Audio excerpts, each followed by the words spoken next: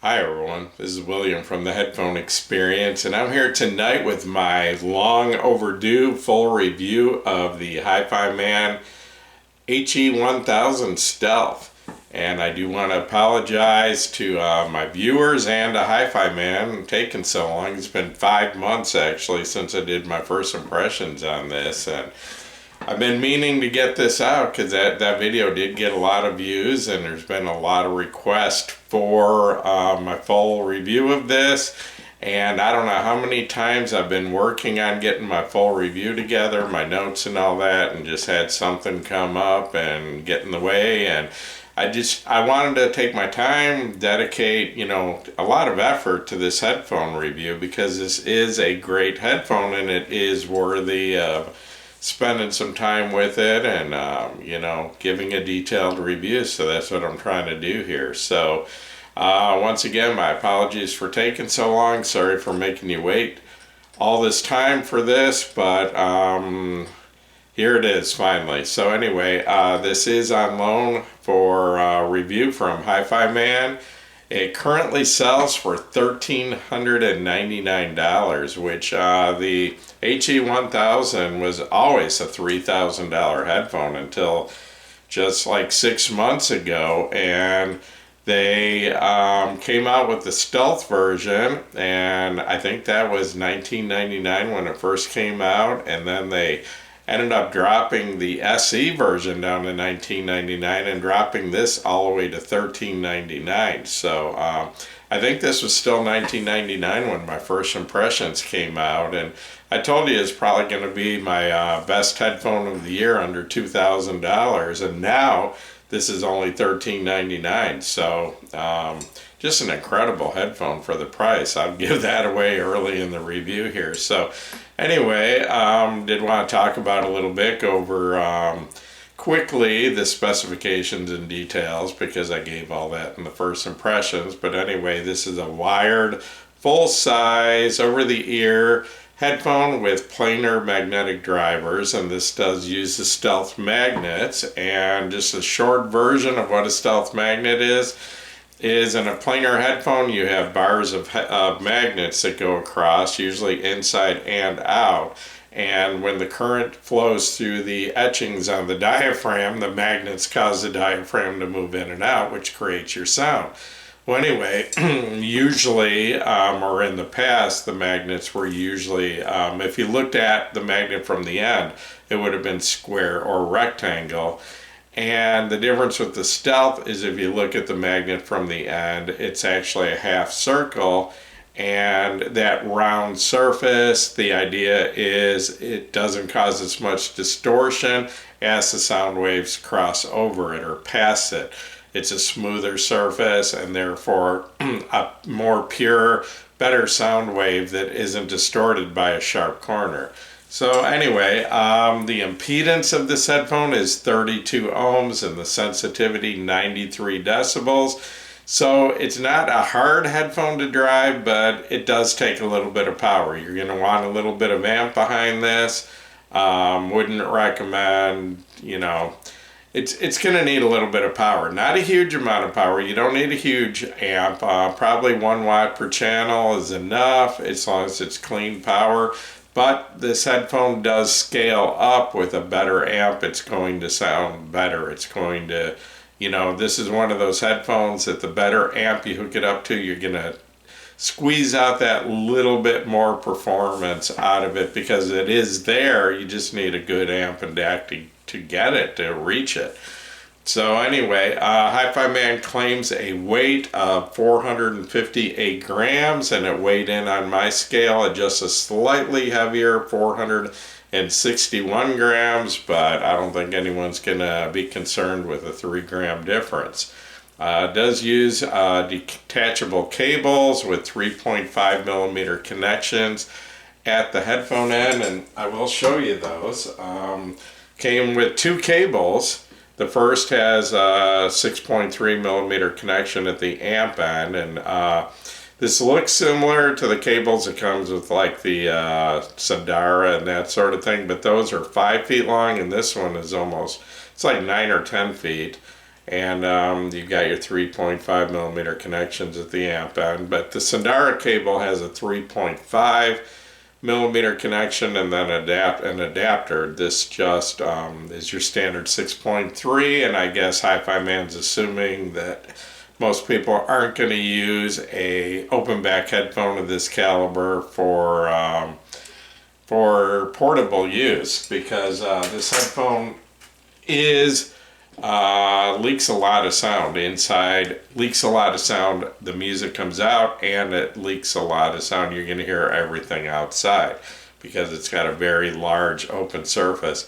And then this also came with a second cable, which does have a 4-pin XLR balanced connection at the amp end. So you've already got your balanced cable with this. I mean, you're probably looking at $100 at least to get a decent balanced cable, and $13.99 headphone, and it comes with a balanced cable. So you don't have to go out and spend that extra money if you're running a balanced amp, you know, after you buy the headphones. So anyway, roll in a little closer here and give you a better look at the headphone.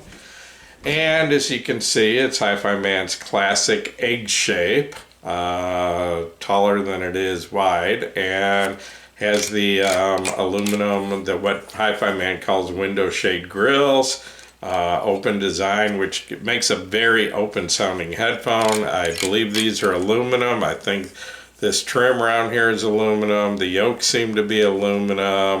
You got aluminum parts on the headband, stainless steel headband. And then the strap, I'm not sure if this is a real leather. I think it feels like suede. It feels real to me. Can't really tell by the smell of it. My nose is a little plugged up right now, but you've got your nice click adjustments here that stay where they are. This is in fact the exact same headband and yokes and all that is on the SE model, except for the only difference is this uses a brown headband here, where the SE model uses black. And then you can see here you've got the wood veneer, and that is, as far as it's not a wooden ear cup. It's a plastic ear cup, but it does have a real wood veneer. I'm not sure what type of wood that is. It looks like maybe teak or something like that. But that's another way you can tell this from the SE, is the SE has darker wood. This is a lighter wood. But you've got all kinds of swivel, no limits to the swivel this way. They swivel this way. You've got plenty of adjustments. As you can see, the ear pads are tapered. The ear pads, I believe, are a synthetic leather on the outside and then sort of a soft cloth on the inside. Big, roomy. Never going to have, I don't think anyone's going to have ears that are too big for the Hifiman egg-shaped headphones. They are very comfortable. The weight at 461 grams. It's not light, but it's not a heavy headphone, and because it's so spread out, so it's large ear cups, it's actually a pretty comfortable headphone. And the clamping force, I would say, is just right. It's just tight enough it doesn't move around, but it's not irritating. The only issue I do have with the Hifiman egg-shaped headphones is because the ear cups are so tall, and I found out that if you wear these too high, if you wear them where your ears are in the bottom, it's going to make the sound stage really narrow and tall. Where if you lower them down where your ears are up in the top part of the ear cup here, it's going to make a much wider sound stage, much more natural sounding. And the only problem with that is, though, is that it makes the headphone ride down on my jaw. And I'll actually put them back on and show you. It's down on my jaw here. And I do have an issue with TMJ, and it does irritate my jaw a little bit, especially on the right side here. After a while, I'd say after about an hour of listening, I usually have to take them off and take about a 10-minute break, because I can get some aching here and a little bit of pain in front of my ear. And usually round cup headphones don't do that unless they squeeze too tight. If the clamping force is too high, a smaller, rounder ear cup can irritate my TMJ also, but these, even with very little clamping force, tend to irritate it. So that's my only issue as far as comfort is I do have to take about a 10-minute break once an hour with these. So anyway, before I get into the sound, I wanted to mention the equipment I used in reviewing these because I think it does make a big difference. Some reviewers will review a headphone with several different amps, and I think that's the way it needs to be done if you have the resources. I mean, obviously, like when I started out and I was new, I only had a couple amps, nothing fancy, and the problem is sometimes a headphone just won't synergize well with a certain amp or with a certain DAC or whatever, and I like to try several and find out what really brings out the best sound. So anyway, to start out, I'll talk about my music for a second. Pretty much my standard music that I use to review my headphones is all different kinds of rock music, everything from classic rock to, even, some harder stuff. Some pop music, some electronics. I listen to a lot of acoustic music. Really like female vocals, and then a little bit of orchestral music thrown into the mix. All my equipment was plugged into Core Power Technologies power conditioners, which provided my clean power. My source was a Cambridge Audio CD transport. My DACs that I used were the Hifiman EF400 combination amp DAC, the iFi Audio Pro IDSD signature version, which I'm currently reviewing and working on my full review, which is an outstanding DAC amp combination, and then the Audio GD R8 R2R DAC, and the topping D70S, which is one of my favorite Delta Sigma DACs. And then as far as headphone amps, I use the Audio GD Master 9 joined up with the Audio GD R8 DAC. That's kind of my reference stack. Also the Waveborn Power Amp Plus, which is a transformer coupled tube amp, which works really well with these. And then the Burst and Conductor 3 Reference, which is also a combination amp DAC.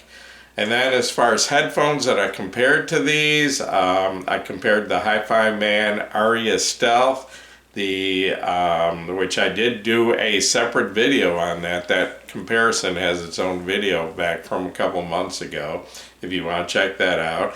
I compared these to the HE1000 SE, the ZMF Atrium Open Back, the Kennerton Odin, and that would be the 2019 version. And another headphone I just got in a few weeks ago, the JM Audio XTC2, and that's an open back with beryllium drivers. So I will, a little later in this review, give you a direct comparison of each of those to this headphone. So anyway, getting into the sound of these headphones. I'll start out by saying the tone is basically what I would consider neutral, except it has a slight V shape to it. Almost neutral, little bit of boost in the bass, little bit of boost in the treble, and a little bit of warmth in the mid-range. So neutral, but just enough off of neutral that I actually consider the tone balance of this headphone to be pretty much perfect. Unless you're a bass head or unless you're sensitive to too much treble, this headphone would be what I consider to be a perfect tone balance. The bass has good extension into the sub bass. It's got decent weight to it, decent punch, and it's very tight and well controlled. No muddiness at all, no bleeding into the mid-range or even into the upper bass. It's just very clean, well-controlled bass. The mids, like I said, slightly warm of neutral, extremely clean sounding, has a rich kind of liquid sound, never sounds dry, and even though very detailed, it does not sound analytical to me. The treble I would describe as slightly bright, and that might be a deal breaker for some people. If you're real sensitive to treble, this might not be the headphone to you. It does have, I wouldn't say too bright, but it does have sort of a bright treble. But that being said, the treble is extremely clean and extremely, it's just so detailed and so, I mean, fantastic sparkle to it. But the treble is so clean and detailed that even though it's a little bit bright and has a very strong presence, I don't find it fatiguing at all. The treble never sounds harsh or distorted or, you know, like it's not fatiguing to me. And there's two things as far as sound that fatigue my ears. Well, other than the volume being too high, that would be the first. And then the other is distorted treble will cause me listening fatigue really fast, and distorted bass will cause me listening fatigue. And probably the fastest would be distorted treble. And this, even though, like I said, the treble's a little on the bright side, it's just very, I mean, you're going to hear every single detail in the treble. There is nothing that this headphone isn't going to bring out. I mean, anywhere in the frequency response, but especially the treble. But like I said, it's just so clean that I don't find it fatiguing. Detail. That is what this headphone is all about. Detail, detail, detail. This headphone is right up there at the very top of any headphone I've ever heard as far as detail. The only headphone that I could say really competes with this, that is in the same league, would be the more expensive Hifiman HE1000 SE. But this has every bit as much detail as that headphone, so that you're not going to gain any more detail by going to the SE. And I will give a comparison in a minute and tell you what you will gain, but it's not detailed. This is up there with the best. I can't think the Aria Stealth, as detailed as that is still a little bit behind this. This just has incredible detail, and like I said, you're going to hear everything that's on the recording. The sound stage, it's very wide and it's very tall, not the deepest I've ever heard. If you want a deeper sound stage, and I'll tell you what, I'll be honest, I've only heard one Hifiman headphone so far and I've reviewed, I think, about 12 or 14. I've only heard one that I would say has really good depth of the sound stage, and that's the 1000 SE. So that's one thing that this doesn't have that the SE does. The SE does have a deeper sound stage. So really good width, really good height, but not an incredible amount of depth. It has very decent depth, but just not way out in front of you like the SE. So the imaging, very pinpoint, very precise. You can hear exactly where every instrument's coming from, and it's not vague. It's not like over a big area. I mean, it's just right there. You can point right to every instrument in the soundstage, and very good separation between the different instruments. Dynamics. This headphone has very good dynamics. It's very punchy. The notes hit hard. The drums hit hard. Everything. Not a bass head headphone. You know, just a little bit of emphasis in the bass, and the bass has good weight, but it does have nice punch to it. It has good slam. As far as fatigue, and I mentioned that a little bit earlier, I would say listening fatigue is low on this because the sound is so clean. I mean, it is very detailed and it is dynamic, and that combination can cause a little bit of listening fatigue after a while. But as I mentioned earlier, I have to take a break like once an hour anyway because of the long ear cups that irritate my jaw just a little bit. And if you don't have TMJ, that's probably not going to be an issue. If you don't know what TMJ is, then you don't have it, or you would know. So anyway, it's what's a temporal mandibular joint or something. I forgot what that J stands for. Anyway, it's just you know, pain in the jaw and the joint, like right here in front of your ear. So because of that, I do need to take a break a little every once in a while, and that's plenty of break, you know, to avoid any listening fatigue also. So I did want to do a brief comparison of this to, what have I got, about 5 headphones that I compared this to. Like I said, I did do a full video comparing this to the Aria Stealth, so if you want more detail, go back and check that out. It's from like 3 months ago. But anyway, just briefly comparing this to the Aria Stealth. Basically, this is the Aria Stealth. It's a very similar sound. It's just a little bit better in every way, in my opinion. It's just a little bit more detail, a little bit sharper focus, a little bit. I'd say the treble is slightly brighter on this, but a little more detail there. The bass extension and the amount of slam, the dynamics are very similar. Where this headphone, the big advantage you're going to get in this over the Aria Stealth is this has a much wider soundstage. The soundstage of this is more like the original version 1 of the Aria. When they made it the Stealth, the Aria, it became, it had more punch, more weight to the bass, warmer, richer mid-range. The sound of the Aria Stealth, in my opinion, was an improvement over the original Aria in every way, except for it lost soundstage width. So this headphone is basically the Aria, the original Aria, but even better as far as soundstage width, combined with the Aria Stealth, but even better with the soundstage width of the original Aria. So this is, in my opinion, a little bit better in every way than the Aria Stealth, except for soundstage width. It has much more width. So, you know, it's actually a significant upgrade from the Aria Stealth, in my opinion. Okay, comparing this to the HE1000 SE, which is normally a $3,500 headphone that's on sale for $19.99 right now. Okay, technically, I would say the SE1000 or the 1000 SE is the better headphone. But in my opinion, I could see where a lot of people would prefer this headphone.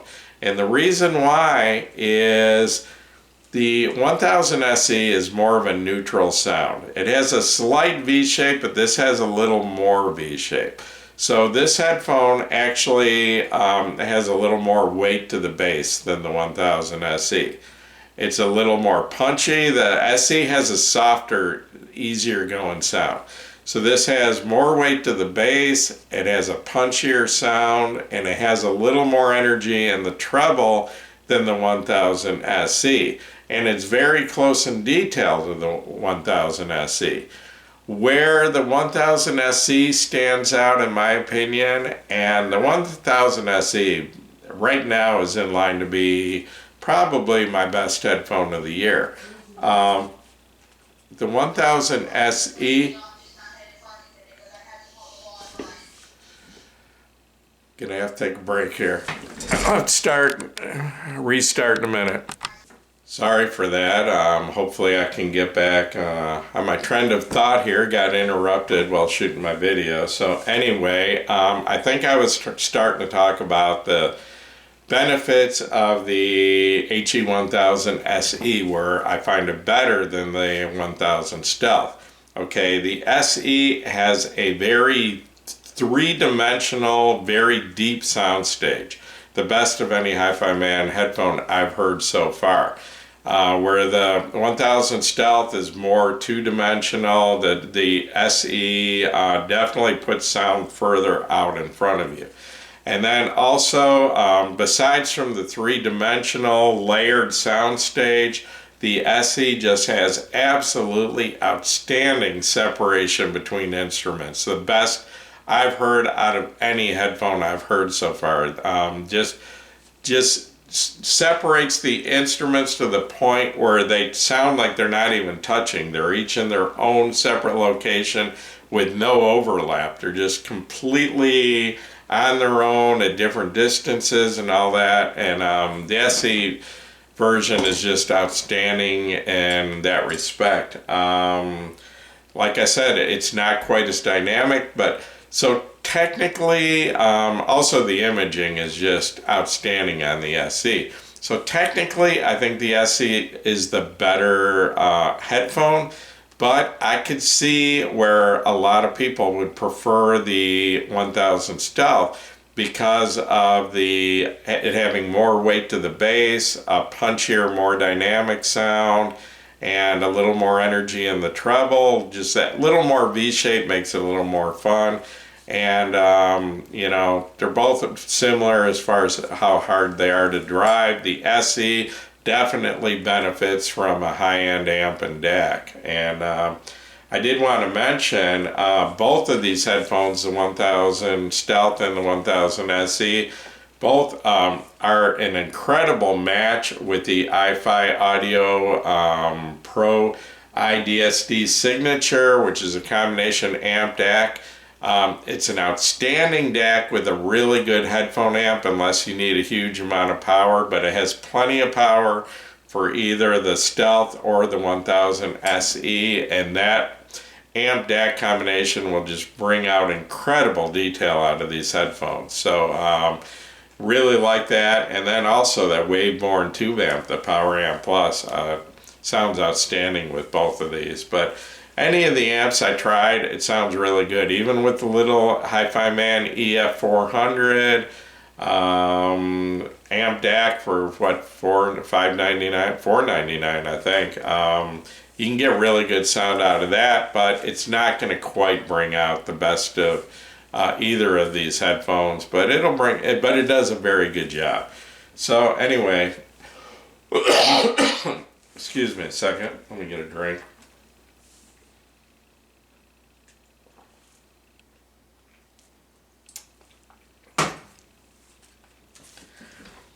Anyway, another headphone I compared the HE1000 Stealth to is the ZMF Atrium Open Back, and I did want to mention that I used that hooked up to the Felix Audio Elise, which is a OTL Type 2 amp, and as good as the ZMF Atrium sounds to me with solid state amps, it's on another level with a good OTL Type 2 amp.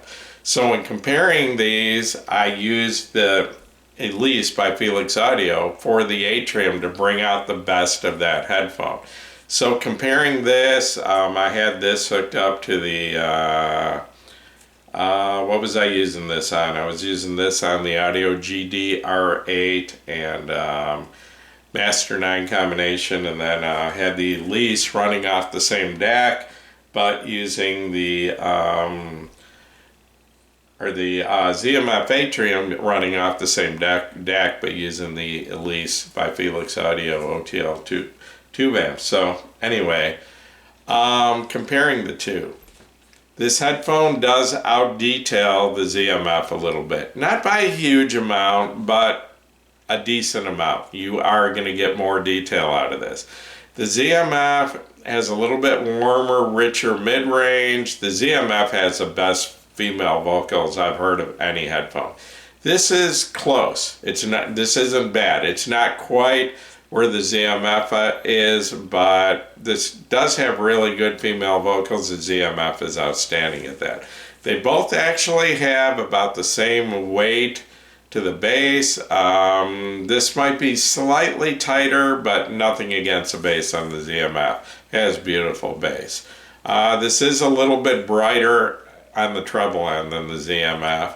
And the ZMF, when used with the Elise, does have a deeper soundstage, more similar to the SE model. For some reason, you hook the ZMF up to a OTL tube amp and the soundstage just gets like twice, 3 times as deep. I'm not sure why that happened. So comparing this to the ZMF on the Elise tube amp, no, it does not have the depth. It has the width and it has the height, but it doesn't have the depth of the soundstage. But like I said, this does out-detail the ZMF. You will not, it out-details it, and it's faster. It's got faster transients, and you know, it just hits each note, moves on to the next note a little faster. Compared to the Kennerton Odin, and this would be the 2019 version, and it has, doesn't have the stock ear pads. It has ECL O2 memory foam ear pads, which makes it a lot more comfortable. And anyway, the tone balance is actually pretty similar. The Odin is just a little bit warmer in the mid-range. This is just a little bit brighter in the treble. The bass is very similar amount of weight, similar amount of punch. This does out detail the Odin by a little bit. I especially notice it in the mid-range. Not that the Odin's bad. Odin's still one of my favorite headphones, but this does, like I said, there isn't a headphone I've heard that out-details this. So this does out-detail the Odin a little bit, does out-detail the ZMF a little bit. This is quite a bit lighter than the Odin, about 150 grams lighter, but the Odin has really soft ear pads and then smaller round cups, and I actually find the Odin more comfortable, and I actually find the ZMF more comfortable than this over time. Then the last headphone I compared this to would be one I got in just a few weeks ago, and that's a JM Audio XTC version 2, and that's the open back, and it has beryllium drivers in it. And that headphone really surprised me, because that headphone sells for about $999. And as soon as I listened to that headphone, I realized it was going to hold its own with much more expensive headphones. And it actually holds its own against any of these headphones that I've mentioned tonight. So comparing this directly to that, and I've only had that a short time and haven't made a huge amount of comparisons. And when I do my full review of that, I'll compare it to this also. But right now, I would say this does, once again, it out-details the JM Audio by a little bit. Not that the JM Audio is bad. It has very good detail, but this is going to squeeze out a little bit more detail. This is a little bit faster than the JM Audio. It has a little bit more energy in the treble. Where the JM Audio really shines is it has fantastic bass. It has definitely more weight to the bass than this headphone does, and it's still very tight, very well controlled bass. So if you're leaning a little towards being a bass head, that JM Audio has incredible bass. And you know, I said earlier that I consider this headphone to have pretty much perfect tone balance, and when I listen to it, that's what I hear. But if I go to the JM Audio and then come back to this actually sounds thin for a little while until my ears adjust, because this does not have the bass energy that JM Audio does. So similar sound overall. The JM's just a little bit warmer in the mid-range, has beautiful female vocals, but once again, this does too. So basically a little bit warmer mid-range, a little less energy in the treble with the JM Audio, but a little bit more weight to the bass without a doubt. This a little brighter treble and a little more detail, especially in the mid-range. Well, up in the treble too. I'm definitely mid-range through upper treble, or lower treble up into the upper treble. That whole range I'm hearing a little more detail with this. So, like I said, if you're leaning towards being a bass head, you definitely want to check that headphone out. So, conclusion, my final thoughts on this? Without a doubt, I can highly recommend this headphone, and especially at the current price of $13.99. I don't think you can go wrong. Like I said, it takes a decent amp. You want to hook this up to a decent amp, but you can get by with even a budget amp for a while until, you know, a higher end amp is in your budget. And a higher end amp will cause this headphone to scale a little bit and get a little bit better, but you're still going to get a pretty good sound out of even, you know, a couple $100 amp DAC combination. Doesn't take a huge amount of power, but, you know, you do want to put a little bit of power behind it. So anyway, bottom line, near perfect tone balance as far as I'm concerned. This headphone has no weakness. The only complaints I have about this headphone, sound-wise, is it lacks a little bit of depth in the sound stage. And then comfort-wise, the long ear cups do irritate my jaw a little bit after long-term listening. Other than that, I've got absolutely no complaints about this headphone. And I know there's been questions about Hifiman build quality and all that, but this headphone, I mean, the build quality is outstanding. There's nothing wrong with it at all. No, it doesn't have the fancy wooden ear cups of like a Kennerton or ZMF, but for the price, you can't beat the sound. This thing's outstanding, and I'm sure this is going to get some sort of award at my end of the year video this year. So, you know, watch for that. It's going to be right up there.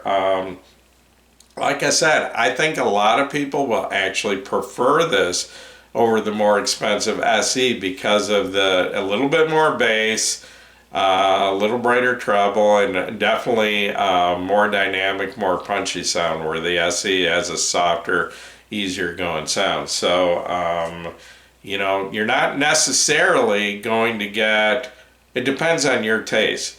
You're not necessarily going to get a better headphone with the SE. You're going to get a different headphone, you know, that has some advantages where this has other advantages. But anyway, bottom line, outstanding detail, or an outstanding detail at $13.99. I don't know of any headphone at that anywhere near the price that's going to give you the detail of this. Like I said, the Aria Stealth is close, but it's not quite there, and this is, in my opinion, just a little bit better in several ways than the Aria Stealth, especially that soundstage width. So once again, yeah, highly recommend this headphone, and just want to mention that I will try to get out my full review on the 1000 SE very soon. I know that's way overdue too. So, but anyway, once again, this is William from the Headphone Experience. If this video has helped you, please give me a thumbs up. Please subscribe to my channel if you haven't already. And the Headphone Experience over at Facebook is up to 27.3 thousand members.